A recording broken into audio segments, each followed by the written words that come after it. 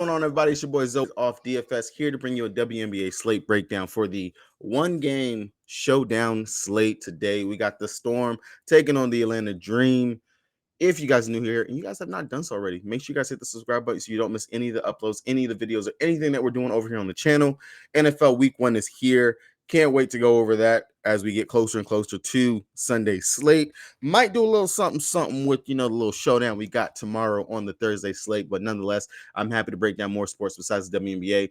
I know that this season it's been rough. I'm not even going to cap. It's been rough. It's been a season. It's been up and down. But hey, everybody's human, and that's why it's called gambling. So without further ado, let's get into this thing. Looking over it, Storm, the Dream, no injury news, nothing to report right here for them. This is going to be really quick, simple, and sweet. Most of this is going to be spent just looking at game logs and figuring out how are we going to attack the slate and who are we going to focus on putting into our lineups. That's all these showdown slates are ever anyway.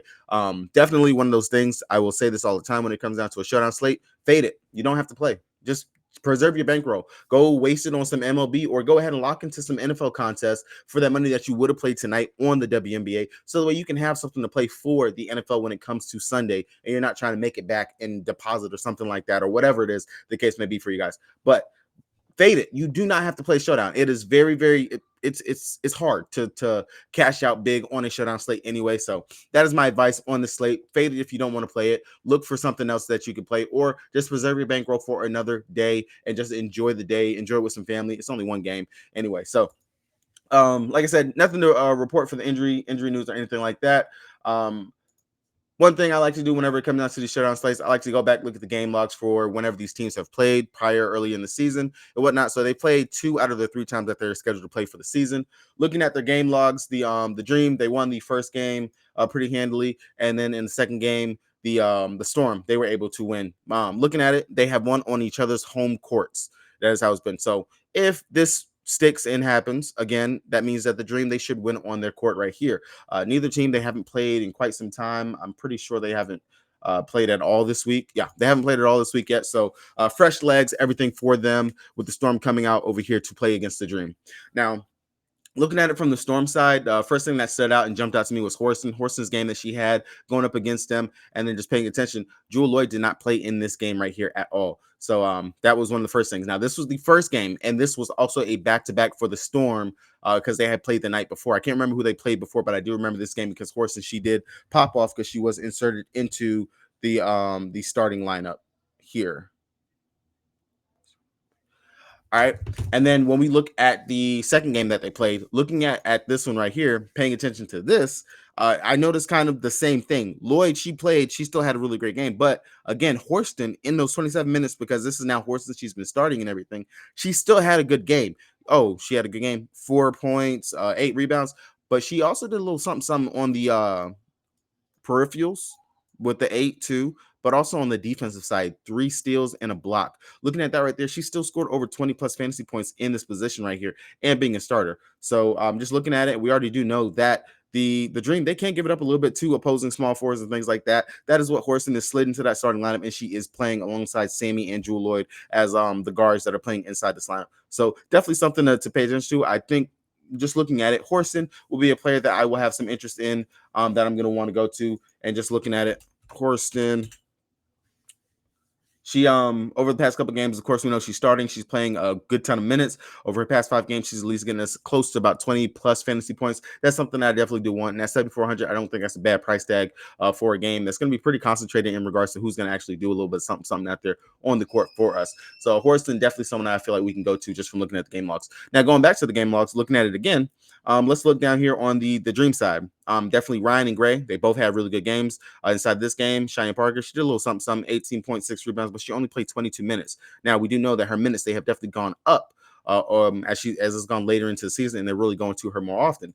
Now, let's look at the second game that they played. Cheyenne, she did okay. And again, this is also due to the fact of the peripherals and like the steals and the blocks, things like that she was able to get inside this game. 6 points, 3 blocks, 2 steals, 2 assists, 8 rebounds. Still not bad. Only shot 3 or 7 in this game, but again, what stayed consistent, Ryan and Gray. They both had really great games scoring wise, did a little something on the peripheral side, and was also a big factor in the steal department. So just looking at those things like that, that's some things that I like to look at to see, okay, who are some players that have actually stood out and played really well in this position, this spot that I want to actually go to again here. And definitely just off the rip, that is going to be at least Utah wise. Not saying that they have to be put into your captain, but Ryan Howard, Alicia Gray, and Horston. Those would be at least 3 players that I'm going to want to have in my line just from looking at back at what they did. Now, looking at the perfect lineup from the last time that this team played, those 3 players that we just talked about, Alicia Gray, Ryan Howard, and Horston, all 3 of them made it into the perfect lineup in the one game that I can actually get that was a showdown game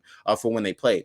And this one was all the way back for the July 12th game. So still just following with that, definitely looking forward and looking for wanting to play that right there as possibly like maybe a core that I'm going to want to go to here on the slate. So I haven't figured out exactly if I want to put one of them into the captain spot, but it's just a general idea. Now, of course, you're going to want to look at your Jewel Lloyd. You're going to look at your Cheyenne Parker. It's definitely going to be in play, and so is Easy. Whether or not if you're able to fit them in or mix them in, that is going to be up to you on how cheap you want to go. Because whenever it comes down to these slates, it always is going to depend on who is going to be my cheap bench player, or am I going to go ahead and roll out and get a 0? Am I going to take is it Latoya or Letitia? Am I going to take Letitia here in the spot, hoping that she goes in and maybe can get me 2 or 3 fantasy points in her 2-3 minutes that she's going to play in the game? That's something that you have to consider. Or am I going to go ahead and slide in Rupert at the 2K mark? Am I going to be okay with getting that too? That's what it also depends. One thing that I have noticed from going through and looking at a lot of these showdown slates is there is always, unless someone is spot starting super cheap, there's a bench player in every single winning lineup. Always. That's whether it be just the min cash or where like there's always one bench player 9 out of 10 times. So just looking through the bench, we already know they really kind of don't play Letitia, Rupert, she's not really getting any minutes. She's not playing any. Melbourne's, she's spotty with whatever she's getting.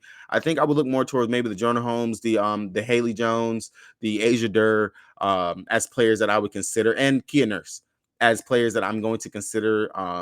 And I'm gonna unfortunately Hillman just a little bit. She's way too much. With Billings starting, I'd rather play Billings anyway over Hillman in this position. But Kia Nurse, Haley Jones, Jonah Holmes, and Asia Durr would be players that I would definitely consider as who is going to be my bench player that I'm going to roll out here today.